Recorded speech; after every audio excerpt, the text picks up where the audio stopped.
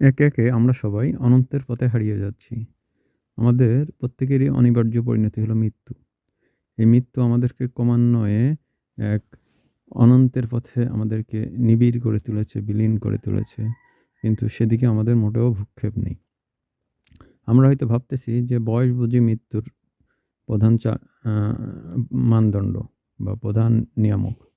আসলে বয়সের সাথে মৃত্যুর কোনো সম্পর্ক নেই। একটা নিউবর্ন বেবিও মারা যেতে পারেন। আবার ১২০ বছরের মানুষ এখনো পৃথিবীতে জীবিত এবং আমাদেরই আশেপাশে।